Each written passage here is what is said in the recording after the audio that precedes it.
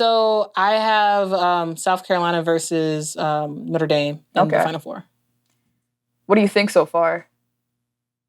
On who's going to win that matchup? Yeah. Right now, I have South Carolina winning that matchup. Just because I think that South Carolina if you do starters for starters, I give Notre Dame the edge. The huge factor for South Carolina is their bench, and I just don't think Notre Dame can match bench pound for pound. The starters can play the whole game, but it's not gonna work out towards the second half. So I do have South Carolina beating Notre Dame in the Final Four. Yeah. The interesting thing is, if Notre Dame does make it to the Final Four, that means that they are going to be the Notre Dame of old. If they get through that bracket, that means that they figured something out. And if it's that team, I think it's going to be a really interesting and close matchup. But I think that South Carolina might have the matchup edge. But if you look at Notre Dame, there are very few games this season where both Olivia Miles and Hannah Hidalgo have shot under 40% in the same game. And when they do, they lose those games. And there are very few teams that can actually force Hannah and Olivia to do that. But one thing when I was watching them against NC State, and to a lesser extent Duke, just because the play style is a little bit different, but when you watch them against more physical perimeter teams, I almost wonder what would Notre Dame actually look like if they played in the SEC? Because I think Olivia Miles in particular kind of struggles when you are physical with her, and then just Raven Johnson and Malaysia Fawiley are a really great duo to have to throw against Hannah Hidalgo. I don't know if there's a better, other than Zoe Brooks, I don't know if there's anybody I'd rather want trying to defend them, right? So I think I think if you shut that part of it off, Bree Hall on Sonia Citron, they've got the players, right? And a lot of the times, it really just does come down to matchups, because let's say, I don't know if I think it's going to be this, but let's say it's a South Carolina-UCLA rematch. I might say South Carolina, I think, is a better team than UCLA, but I just wouldn't really be able to see them kind of in the start of the season. I just don't know what they do with Lauren Betts. Well, yeah, it's all about matchup. It really is all about matchups, and ultimately, when it comes down to it, if we do see a South Carolina versus Notre Dame game, and that first substitution comes off the bench for South Carolina, and Malaysia Fulwiley is coming in the game, and Malaysia is defending Olivia Miles, that's when it starts to break down, in my opinion, for Notre Dame, because Malaysia has gotten a different groove defensively, and I think they would probably put her on Olivia, and she's just gonna be physical the whole way. I think Hannah's really good with the physicality, and Olivia is to a certain extent, but I think she won't be able to do as much as she normally does against South Carolina. Primarily the defense coming off the bench for South Carolina. Yeah. Malaysia has picked it up in a big way, to the point where I don't really feel like they lose much defensively when they switch her in for Raven Johnson, who's they don't lose anything. College perimeter. Well, definitely not on the offensive end, but even at this point defensively, they don't lose anything, which is it felt like that was one of the big trust factors for Dawn. One thing I also thought of, if I just remember this, if it's UCLA South Carolina, well, he's just gonna be mad because she played 3 minutes in that game, because she came in, had a turnover and a bad shot attempt, and Dawn was okay, that's enough for you tonight. But that's also what kind of turned her season around defensively. But it can be kind of full circle for that. But what do you think on the other end of it, though? Because I actually don't the UCLA Yukon side of it is one that I have not decided yet, and I think there's some interesting X factors there. Oh, I have, if it's UCLA versus UConn, I have UConn winning. Okay. Yes, Lauren Betts, fan-freaking-tastic. She's great. Literally, in my opinion, there is no one in women's college basketball that can truly defend Lauren Betts. I just don't believe it. However, to me... UCLA Bruins do a pretty good job of it sometimes, though. So by not giving her the ball and whatnot? Yeah. Yeah, that's true. That's true. But to me, the real suspect part are the guards for UCLA. I don't trust them to take down UConn in the Final Four. Now, to me, if they have a chance, Kiki Rice has to be on it, and London Jones has to be knocking down those 3-point shots. And against UConn, I just don't believe the guards are gonna save the day. I think Lauren Betts is going to do her thing. She's probably going to have like 25 plus points or something like that. She's going to dominate. Yeah. But nobody else for UCLA is really going to do anything. Sarah Strong is going to eat. She's going to try to get Lauren Betts in foul trouble. And for the guards for UConn, Paige is going to do whatever she wants. We're going to see AZ Foot knocking down 3-point shots like crazy. We're going to see KK Arnold like flying all over the place. And ultimately, to me, UConn takes down UCLA. Yeah, sure, it may be close in the first half, but like I don't think this is like a nail biter game, in my opinion. Well, the other thing with Sarah Strong, who I think is actually just a huge X factor for UConn in general, like they are potentially going to have to get through Oklahoma and Reagan Beers, and then like that USC front line as well, and also just like. She was so good against USC when they played in the regular season, but then obviously missed those free throws. I just think she's going to be like going to have that Malaysia versus UCLA potential anger, like just that opportunity for redemption that I'm excited to watch. But she could pull bets out of the paint, and then you kind of get into the place where, okay, now you might have to like rely on Dugalich or Janiah Barker more than you necessarily want to. And I think those two players are both people who on the right night can be incredible for you, but like on the wrong night, Janiah can also just like kind of muck up your offense by like deciding that it's her offense now, and then defensively, it's just then you get the Paige back cuts and like Caitlin Chen's finding her, then you get like just like easy cuts, like easy drives at this point too. Like if you can pull bets out of the paint with the Sarah Strong, like her threat as a 3-point shooter.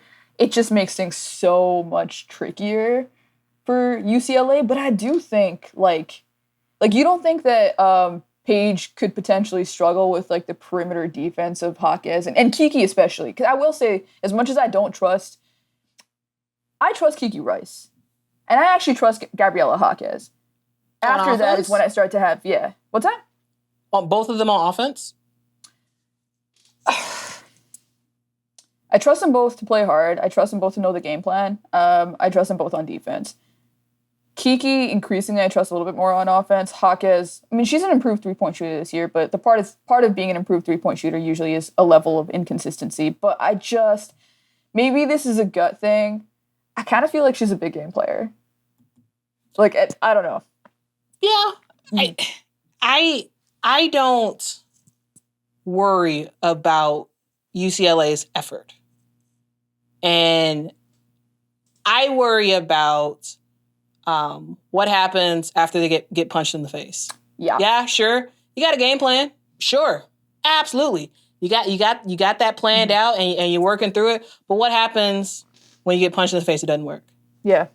How are you going to adjust multiple times during the game? And I think if they end up playing against UConn, they're going to have to adjust throughout. It's not just like this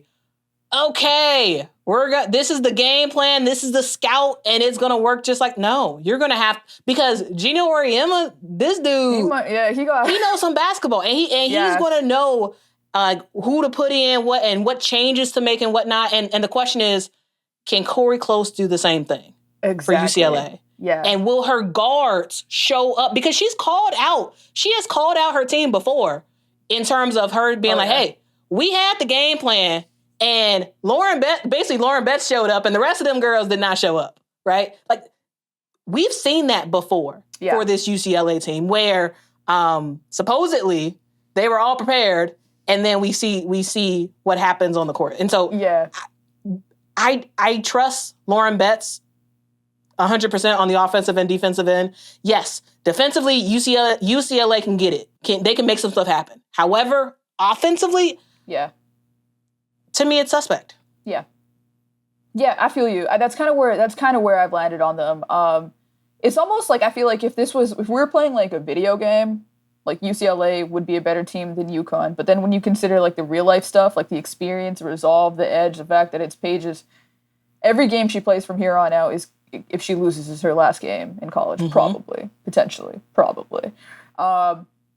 It's like like almost like UCLA kind of has like this tactical edge in some ways, but then I look at UConn and I'm just like, well, you've been here before, and the tactical edge isn't strong enough that I don't believe in you. And when the going gets rough, I think as much as Lauren Betts is a National Player of the Year, she's had a better regular season than Paige Beckers. I'm gonna go ahead and I'll ride with Paige in that moment. You know what I mean? Especially with her decision making these days, like. She's always been one of the smartest players in college basketball, but right now she's just on an absolute heater. She's at the height of her powers. I just think she's going to be able to pick apart anything that anybody throws at her, which is why I think UConn's winning the title. All right. So South Carolina versus UConn, and you got UConn. Isn't it funny that in a season that has like the most parity, that like most people feel like it's coming down to the two dynasties? I mean, yeah. There's a lot of like crazy stuff that can happen. A lot of craziness because there really is a lot of parity. However, when it comes down to it, it's the two coaches with basically the most experience right now. Yeah. They're going to go head to head and we're going to see who has it. Right now, I don't know who's going to win. Yeah. Between UConn versus South Carolina. I'll probably need to think about it a little bit more. I kind of want to go UConn. Yeah. Over South Carolina. Probably, but I'm not ready to pull the trigger on who's going to win the championship right now. But in the championship game, I do have UConn versus South Carolina, though. Okay, yeah. I think it's going to be interesting to see how, like, that early season matchup, well, not early season, just earlier in the season matchup, will play out as well. Like, does it something that makes South Carolina just so mad? And, reality is South Carolina just had a really uncharacteristic night when it came to, like, transition defense and, like, three-point closeouts, and UConn hit every three, but they can. Like, if you let UConn spot up and get a moment, sometimes they don't even need a moment, but they will get into a rhythm, and then there's nothing you can do about it. But maybe they're just mad as hell. If you give AZ an inch, she has like the purest shot in women's basketball. Like it's so nice and it's quick. It's gorgeous. Like I don't, you don't have a chance if she's on. And now she's like pulling out all these other things. Like she's got all these counters. Now it's like you got to kind of honor her ability to go to the rim too, which makes her even more of a threat as a shooter. Man, yeah, UConn's just so damn good. Like so damn good. And the key, they're healthy. They are healthy.